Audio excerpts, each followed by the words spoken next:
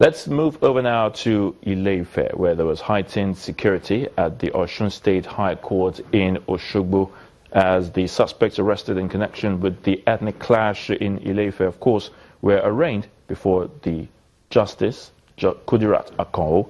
Now, they were brought in at about 8:30 a.m. today, after which they were screened and taken to the court for trial. Now, the 6 suspects, including a traditional ruler, all pleaded not guilty to the charge of murder brought against them. 14 suspects were to appear in court, but only 6 were being arraigned because others are said to be at large. The men were arrested last month after the March the 8th communal clash in the Sabo area of Ile-Ife.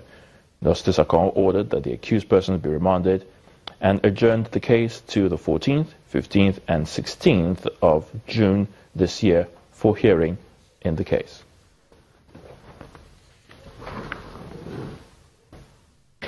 A bill which seeks to make antenatal, prenatal and postnatal care free and mandatory for every Nigerian woman has passed second reading in the House of Representatives.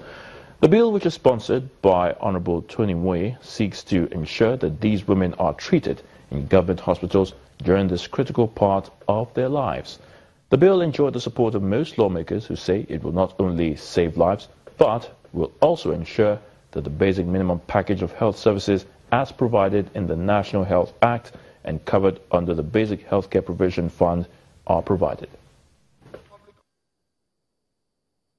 Mr. Speaker, women in our society, as well as their unborn children, some of them who are pregnant, are very delicate people. Mr. Speaker, this bill seeks to protect them. This bill seeks to make it mandatory for some of these women who cannot access, who cannot afford some basic health services the time they are pregnant, to be able to utilize unused funds that federal government, under discretion of Federal Minister of Health and National Council of Health. Mr. Speaker, this House will recall that in 2014 that this House passed what the term as National Health Act, National Health Act 2014, and the Act seeks to empower the Council on Health for them to make it mandatory for every Nigerian to benefit from minimum health package. Mr. Speaker, this bill seeks to make mandatory that it will not only be on discretion of Minister of Health or Council on Health to determine which of the health services will Nigerians benefit as enshrined in 1999 Constitution. Well, the Ogun State government has charged the Standard Organization of Nigeria to be more alive to its responsibilities of ensuring the protection of consumers through the elimination of substandard and hazardous goods.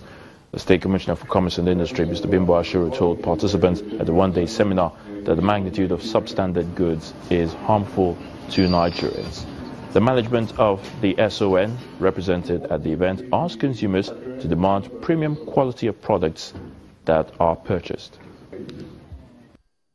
The Standard Organization of Nigeria should intensify its efforts to ensure compliance with laid down standards. This is the sure way of addressing issues of substandard, fake and unrated products in the Nigerian economy. On this note, I wish to charge the organization, Standard Organization of Nigeria, SON, to be up and doing in its responsibility of protecting the consumers through the elimination of substandard, hazardous goods, services, the market, and in our marketplace. The body also needs to carry out thorough investigation, arrest and prosecute manufacturers and programs of these products and vendors.